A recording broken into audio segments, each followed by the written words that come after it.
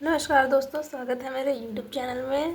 तो कल मुझसे छोटी सी गलती हो गई थी, छोटी सी हो या बड़ी सी आप समझिएगा। कल मैंने ये जो मात्रक है, ये चैप्टर मतलब 10th में नहीं है, इसके लिए मैं माफ़ी चाहती हूँ। ये 11th में है, ठीक है। फर्स्ट चैप्टर है मात्रक एवं मापक, इसके लिए मैं माफ़ी चाहती हूँ। तो आज हम ये जो है ना, ये अब गति पढ़ेंगे, ठीक है। तो ये हमने कल कंप्लीट कर लिया था। अगर आपने वीडियो नहीं देखा है तो वीडियो देख लेना जाके। हमारा ये दूसरा वीडियो है, ठीक है।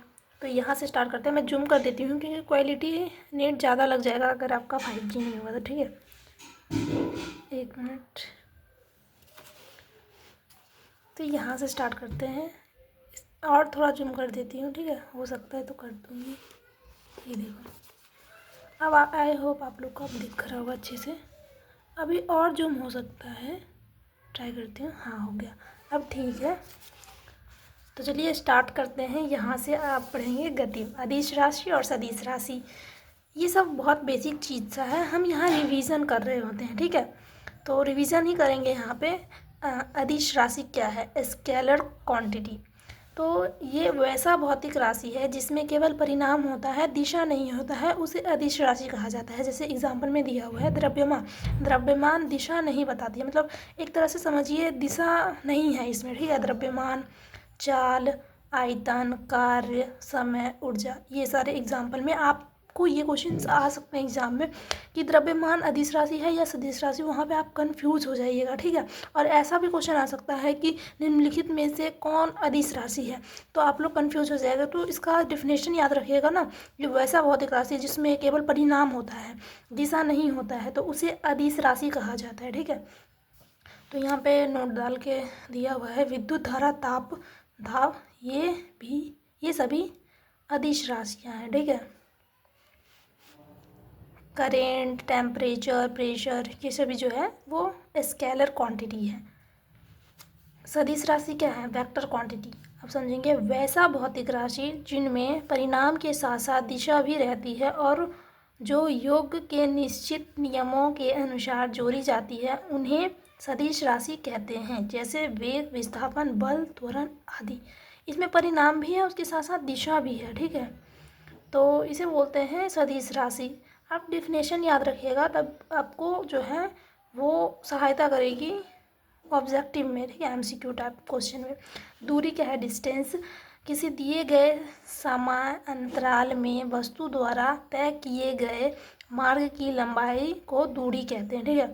तो दूरी, डिस्टेंस पता है आपको। किसी दिए गए समय अंतराल में वस्तु द्वारा तय किए गए मार्ग की लंबाई को दूरी कहते हैं। जैसे कि आप यहाँ मान लीजिए गांव का नाम कोई, यहाँ मान लीजिए पटना है और ये है हमारा डिस्ट्रिक्ट बेगूसराय, ठीक है। तो यहाँ से यहाँ आप दूरी तय करते हैं, किसी काम से जाते हैं तो अगर दूरी तय करते हैं तो इसे बोलते हैं दूरी, ठीक है। लंबाई तय करते हैं ना आप, तो इसे बोलते हैं दूरी, ठीक है। समझ में आया? विस्थापन क्या है? डिस्प्लेसमेंट। एक निश्चित दिशा में दो बिंदुओं के बीच की लंबवत दूरी को विस्थापन कहते हैं। यह सदिश राशि है, इसका SI मात्रक मीटर होता है। विस्थापन का SI मात्रक क्या होता है? मीटर होता है, ठीक है। और ये एक विस्थापन जो है सदिश राशि है, यहाँ पे एग्जाम्पल में दे रखा है, ठीक है। विस्थापन जो है सदिश राशि है। आप एग्जाम्पल याद कर लीजिएगा क्योंकि आपको अच्छा, ठीक है। तो मैं थोड़ा कैमरा जो है ना वो जूम कर देती हूँ क्योंकि क्वालिटी मुझे बहुत बेकार लग रहा है। ये ठीक है, यही क्वालिटी ठीक है, ठीक है। अब समझेंगे चाल क्या है? स्पीड।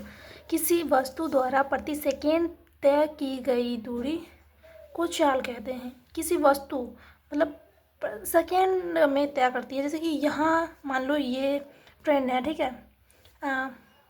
कैसे बताऊँ एग्जाम्पल में, मतलब बहुत ज़्यादा जो है ना दूर दूर का गांव के नाम याद आते हैं, पास के याद नहीं आते। और पास का बताऊंगी तो आप समझोगे नहीं। मान लो ये है बिशनपुर और ये मान लो पिपरा है, ठीक है। तो यहाँ से यहाँ दूरी अगर सेकेंड में तय करी हो तो उसे चाल बोलते हैं, ठीक है। स्पीड, किसी वस्तु द्वारा प्रति सेकेंड तय की गई दूरी को चाल कहते हैं। अर्थात चाल बराबर दूरी बटा समय। यह एक अदिश राशि है, इसका SI मात्रक मीटर प्रति सेकेंड होता है। ठीक है, चाल का आप ये याद कर सकते हैं, क्योंकि स्पीड निकालने में ना, जब मतलब स्पीड जब आप निकालिएगा तो उसका सूत्र आएगा, तो आपसे क्वेश्चन आएगा कि इसकी चाल निकाले। ठीक है, तो चाल का सूत्र याद रखिएगा कि दूरी बटा समय, दूरी दिया रहेगा, समय दिया रहेगा, तो आप आसानी से निकाल सकते हैं। ठीक है, और यह एक अदिश राशि है, इसका SI मात्रक मीटर प्रति सेकेंड होता है। आप समझेंगे वेग वेलोसिटी किसी वस्तु के विस्थापन की दर को या एक निश्चित दिशा में प्रति सेकेंड वस्तु द्वारा तय की गई दूरी को वेग कहते हैं। यह एक सदिश राशि है, इसका SI मात्रक मीटर प्रति सेकेंड है।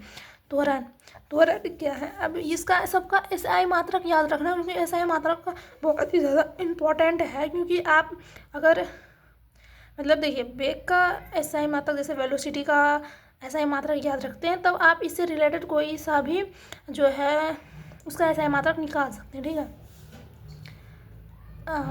किसी वस्तु के विस्थापन की दर को या एक निश्चित दिशा में प्रति सेकेंड वस्तु द्वारा तय की गई दूरी को वेग कहते हैं। यह एक सदिश राशि है, इसका SI मात्रक मीटर प्रति सेकेंड है। अब त्वरण देखेंगे, एक्सेलरेशन। ठीक है, किसी वस्तु के वेग में परिवर्तन की दर को त्वरण कहते हैं। किसी वस्तु के वेग में परिवर्तन की दर को त्वरण कहते हैं। यह एक सदिश राशि है, इसका SI मात्रक मीटर प्रति सेकेंड स्क्वायर है। ठीक है, इसका देखिए, तो वेग और त्वरण में कन्फ्यूजन आ सकती है। मीटर प्रति सेकेंड है और त्वरण का है मीटर प्रति सेकेंड स्क्वायर। यदि समय के साथ वस्तु का वेग घटता है तो त्वरण ऋणात्मक होता है। ये देखिए, ये नोट डाल के लिख लीजिए कहीं, छोटा सा इम्पोर्टेंट लग रहा है मुझे। यदि समय के साथ वस्तु का वेग घटता है तो त्वरण ऋणात्मक होगा। ठीक है, जिसे मंदन कहते हैं। वृत्तीय गति क्या है? सर्कुलर मोशन क्या है? जब कोई वस्तु किसी वृत्ताकार मार्ग पर गति करती है तो उसकी गति को वृत्तीय गति कहते हैं। जैसे कि आप देख लो, ये गोल सा है ना, मतलब कि गोल चक्कर, जहाँ आप लोगों के गाँव, आप लोग के सिटी में जो है ना गोल चक्कर रहता होगा, तो ये गोल चक्कर ऐसे रहता है, एक सड़क इधर तो आप ये पूरा गोल चक्कर जो दूरी तय करते हो ना, यहाँ से आप मान लो ये पूरा गोल है। ठीक है, आप यहाँ से चलते हो चलते हो चलते हो यहाँ पर पहुँच गए, तो इसे ही वृत्तीय गति कहते हैं। ठीक है, समझ में आया? वृत्तीय गति कहते हैं। यदि एक समान चाल से गति करती है तो उसकी गति को एक समान वृत्तीय गति कहते हैं। अगर हम देखो एक समान गति से चल रहे हैं, ठीक है, मतलब ऐसा नहीं कि कभी आप चल रहे हो कभी दौड़ रहे हो, कभी चल रहे हो कभी दौड़ रहे हो, ऐसा नहीं, आप एक साथ चल रहे हो। ठीक है, एक साथ मतलब एक टाइम होता है ना, एक समान। ठीक है, आप एक समान कदम बढ़ा रहे हो तो उसे बोलते हैं एक समान वृत्तीय गति। ठीक है, वृत्तीय गति एक त्वरित गति होती है क्योंकि वेग की दिशा प्रत्येक बिंदु पर बदल जाती है। अब देखेंगे कोणीय वेग, एंगुलर वेलोसिटी। वृत्ताकार मार्ग पर गतिशील कण को वृत्त के केंद्र से मिलने वाली रेखा एक सेकेंड में जितने कोण से घूम जाती है उसे उस कण का कोणीय वेग कहते हैं। ठीक है, ये देख लीजिए आप, यहाँ पे देखेंगे, यहाँ पे जो है दे रखा है। ठीक है, क्या दे रखा है? कोणीय वेग। अब यहाँ पे वो चीज़ दिखाया, तो आपको उतना ज़्यादा इम्पोर्टेंट, मतलब इतना ज़्यादा नहीं देखना है, क्योंकि इतना ज़्यादा डीप नहीं जाना है हमें। ठीक है, ऊपर ऊपर देखेंगे। देखो यहाँ पे हम क्या देखें, इसका सूत्र दे सकते हो। ठीक है, कोणीय वेग। चलो यार, ये उतना इम्पोर्टेंट नहीं लग रहा है एंड मुझे भी समझ में नहीं आ रहा है। ये देख लेते हैं, क्योंकि सूत्र आ सकता है कि रेखीय चाल निकाले तो हम कोणीय चाल इंटू त्रिज्या निकाल सकते हैं। ठीक है, तो ये हम सूत्र सिर्फ मैं याद रख लेती हूँ। रेखीय चाल, कोणीय चाल मतलब रेखीय चाल बराबर कोणीय चाल इंटू त्रिज्या। ठीक है, न्यूटन गति का नियम, न्यूटन गति का नियम आ गया है, जो कि मेरा जो मतलब जब मैं 12th में थी, तो 12th में नहीं 11th में ये चैप्टर है। ठीक है, मतलब मैं ये मतलब भूल जाती हूँ कि कौन से क्लास में है, तो ये चीज़ थोड़ा मुझे, देखो ये है 11th में। ठीक है, न्यूटन गति का, ये है शायद 10th में भी है न्यूटन गति का नियम, मैंने 11th में पढ़ा है। ठीक है, अच्छे से पढ़ा है 11th में, 11th और 12th मैंने बहुत अच्छे से पढ़ाई की, तो मुझे याद है 11th 12th 9 10th के बारे में मुझे उतना नहीं पता है। ठीक है, मतलब कौन सा चैप्टर कौन सा, वो बहुत साल हो गए ना छोड़े पढ़ाई, तो मुझे उतना आइडिया नहीं है कि कौन सा चैप्टर। तो न्यूटन लॉ ऑफ मोशन हम पढ़ाई की बात करते हैं, क्योंकि टाइम वेस्ट हो जाएगा बकवास करेंगे तो। न्यूटन गति का नियम, न्यूटन्स लॉ ऑफ मोशन, भौतिक के पिता न्यूटन, सन, मतलब ये सब उतना इम्पोर्टेंट नहीं है, नहीं पूछा जाएगा, ठीक है। उनका एज, उनकी जन्म कब हुई, मृत्यु कब हुई, ठीक है, ये सब नहीं पूछा जाएगा। यहाँ पे देखते हैं न्यूटन गति का प्रथम नियम, ठीक है। यदि कोई वस्तु विराम अवस्था में है तो वह विराम अवस्था में रहेगी, या यदि वह एक समान चाल से सीधी रेखा में चल रही है तो वह ऐसे ही चलती रहेगी जब तक कि उस पर कोई बाह्य बल लगाकर उसकी वर्तमान अवस्था में परिवर्तन ना किया जाए। हम आपको एग्जाम्पल के थ्रू समझा सकते हैं कि जैसे कि कोई साइकिल चालक जो है, साइकिल चालक, वो अपनी साइकिल ठीक से चला रहा है, ठीक है, मतलब एक समान गति से। अगर हम उस पर बाह्य बल लगाएंगे, धक्का देंगे उसको, तो उसकी चाल जो है परिवर्तन हो जाएगी, ठीक है। तो यही है न्यूटन गति का फर्स्ट नियम।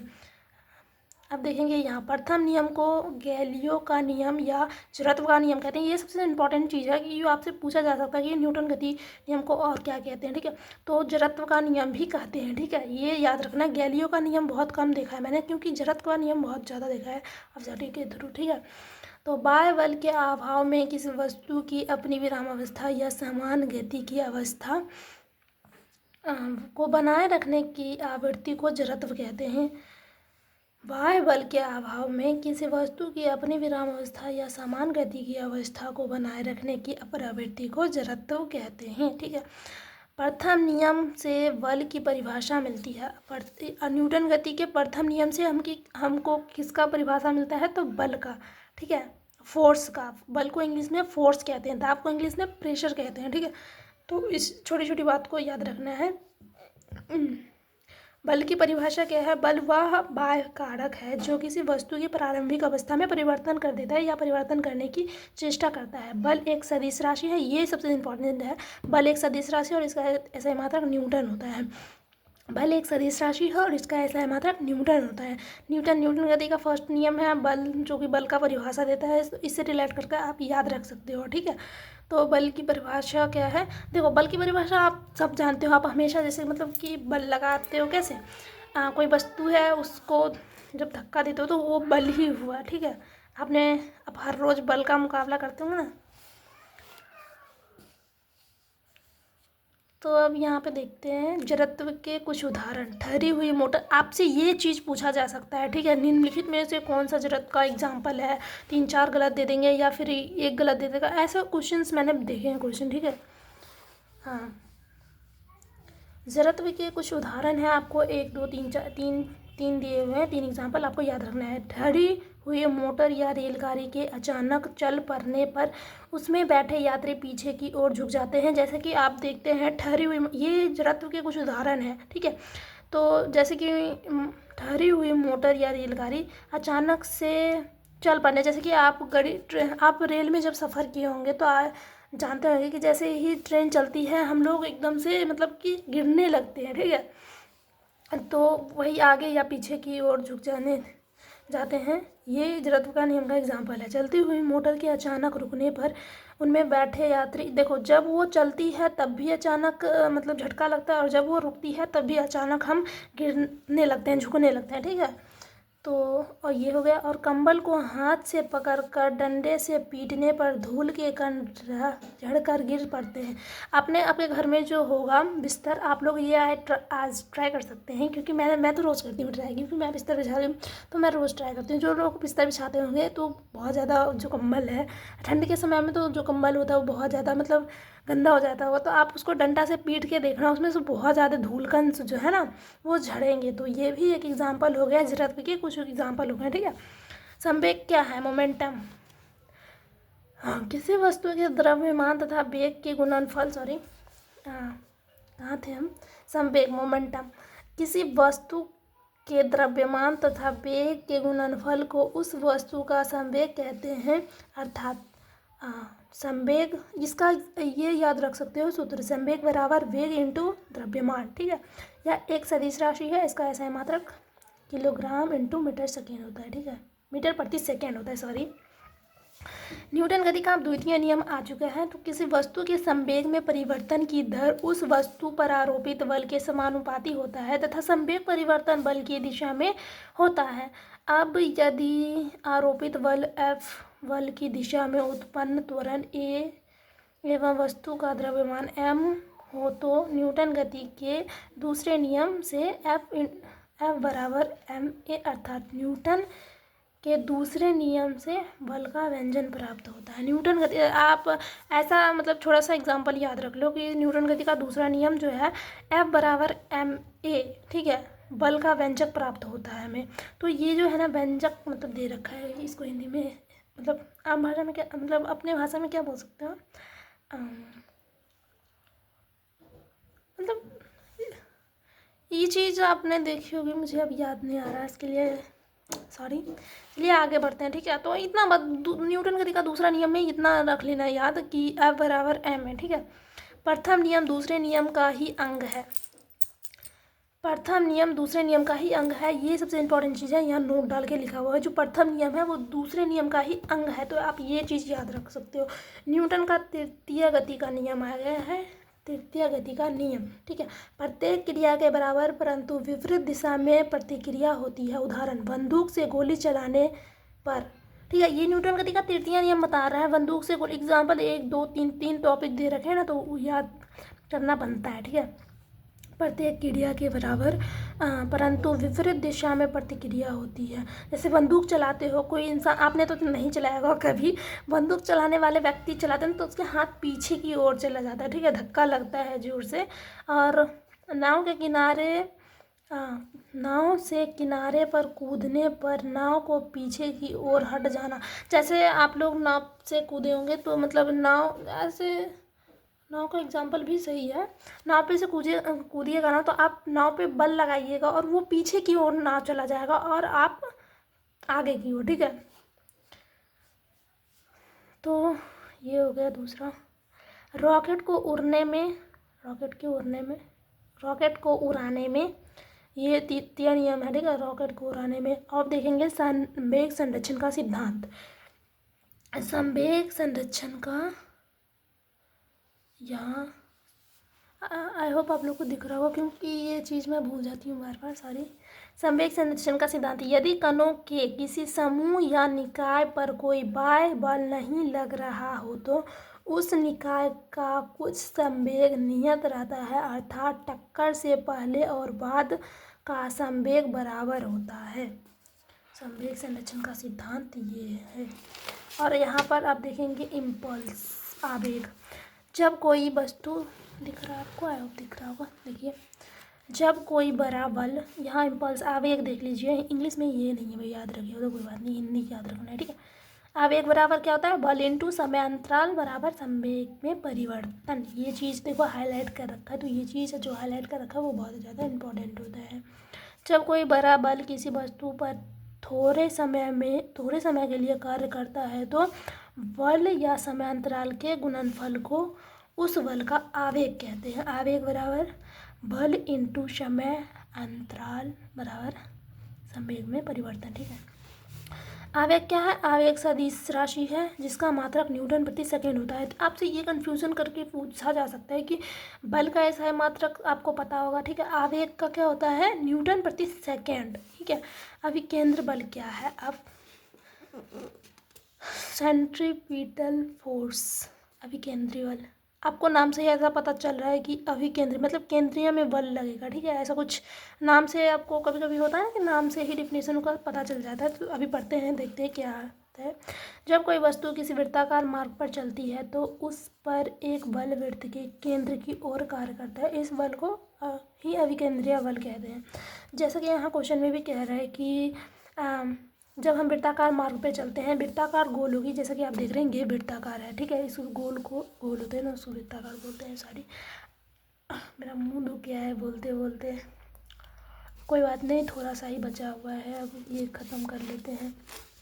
जब कोई वस्तु किसी वृत्ताकार मार्ग पर चलती है तो उस पर एक बल वृत्त के केंद्र की ओर कार्य करता है, इस बल को ही अभिकेंद्रीय बल कहते हैं। केंद्र पे बल लग रहा है ना, तो इस बल को ही अभिकेंद्री बल कहते हैं। इस बल के अभाव में वस्तु वृत्ताकार मार्ग पर नहीं चलती है।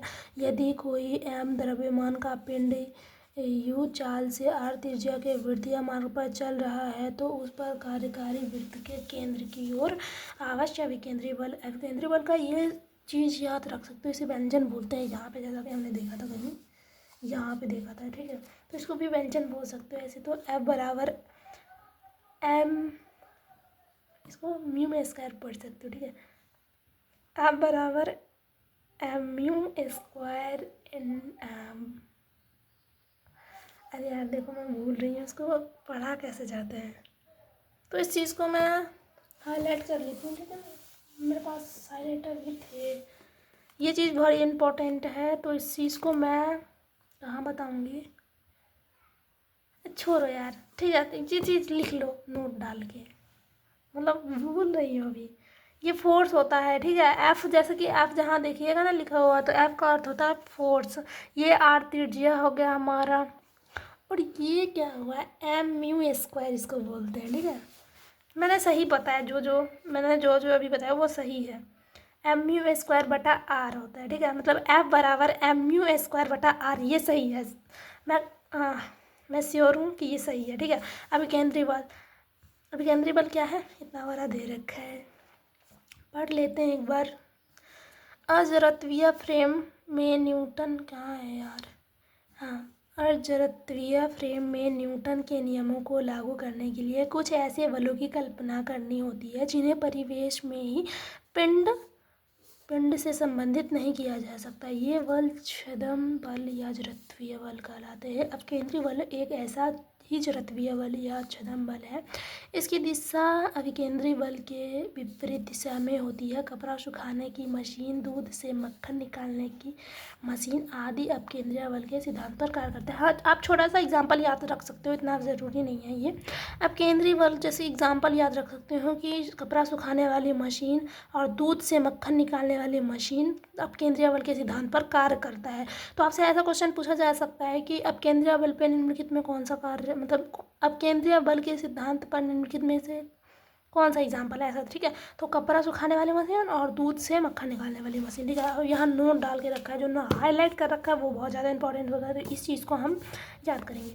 वृत्तीय पथ पर गतिमान वस्तु का कार्य करने वाले अपकेंद्री बल की प्रतिक्रिया होती है, जैसे मौत के कुएं में कुएं की दीवार मोटरसाइकिल पर अंदर की ओर क्रिया बल लगाती है, जबकि इसका प्रतिक्रिया बल मोटरसाइकिल द्वारा कुएं की दीवार पर बाहर की ओर कार्य करता है। कभी कभी बाहर की ओर कार्य करने वाले इस प्रतिक्रिया बल को भ्रमवश अपकेंद्री बल कह दिया जाता है, जो कि बिल्कुल गलत है। यहाँ से क्या समझ रहे हो, ये आपने मौत कुआं देखा होगा। मौत कुआं कैसा होता है, नीचे से, मतलब नीचे ऐसा छोटा सा होता है और ये ऐसे जाता है, और उस पे जो मौत कुआं बाइक चलती है वो ऐसे ऐसे दूर थोड़ा जाता है, ठीक है।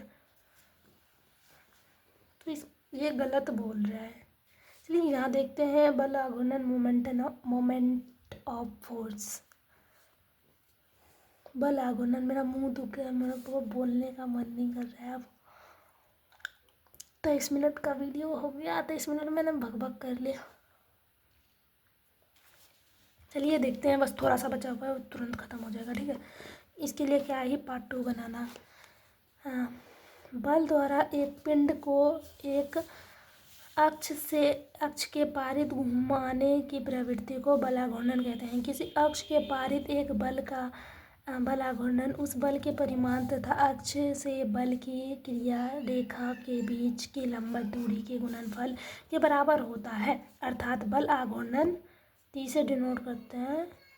बल आघूर्णन को हम टी से डिनोट करते हैं, ठीक है। तो बल आघूर्णन बराबर बल इंटू आघूर्णन भुजा, यह एक सदिश राशि है। बल आघूर्णन एक सदिश राशि है, बल आघूर्णन एक सदिश राशि है। आप ऐसा याद रख सकते हो क्योंकि क्वेश्चन आ सकता है।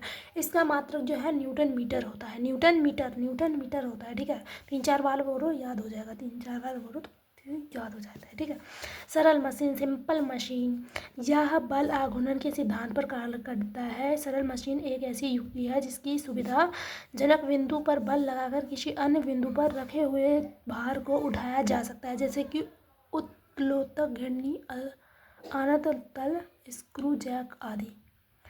देखो इस चीज़ को समझो कि यह आघूर्ण के सिद्धांत पर कार्य करता है। सरल मशीन जो है आघूर्ण के सिद्धांत पर कार्य करता है, ये चीज़ याद रखना। सरल मशीन एक ऐसी युक्ति है जिसमें किसी सुविधाजनक बिंदु पर बल लगाकर किसी अन्य बिंदु पर रखे हुए भार को उठाया जा सकता है, जैसे कि उत्तोलक, घिरनी। घिरनी जानते हो ना, घिरनी में कैसा होता है, नीचे नीचे ऐसा लोल जैसा निकला रहता है और उसका पूरा भार जो एक लोल पे ही रहता है, ठीक है। अनंत तल, स्क्रू जैक आदि। अब देखेंगे यहाँ लेवर, उत्तोलक, यार एक मिनट बोलने में नहीं हो रहा है, हाँ सॉरी, उत्तोलक, उत्तोलक, ठीक है। लीवर, लेवर बोल सकते हैं, लीवर नहीं लेवर। उत्तोलक, उत्तोलक, उत्तोलक, सॉरी नहीं हो रहा है बोलने में, प्रोनाउंसिएशन में थोड़ा मिस्टेक हो रहा है, इसके लिए प्रोनाउंसिएशन मैं सही कर लेती हूँ पहले, ठीक है। उत्तोलक, उत्तोलक, हाँ ठीक है, उत्तोलक बोलेंगे, ठीक है। एक सीधी या टेढ़ी दृढ़ छड़ होती है जो किसी निश्चित बिंदु के चारों ओर स्वतंत्रतापूर्वक घूम सकती है। उत्तोलक में 3 बिंदु होते हैं, आलंब, फलक्रम। जिस निश्चित बिंदु के चारों ओर उत्तोलक की छड़ स्वतंत्रतापूर्वक घूम सकती है उसे आलंब कहते हैं। ये छोटी छोटी चीज़ डिफिनेशन दिया हुआ है, ठीक है। तो देख लेते हैं। आई एम एफर्ट, आप मेरे लिए एफर्ट्स जा सकते हो, मेरे चैनल को सब्सक्राइब कर सकते हो, तो चैनल को सब्सक्राइब कर लो क्योंकि बहुत ज़्यादा दिक्कत आ रही है। मुंह मतलब मेरा पूरा जो है ना, क्या बोलते हो यार, गला दर्द करने लगा है। मैंने इतना 10 मिनट तक बक बक बक बक मैं पहली बार कर रही हूँ।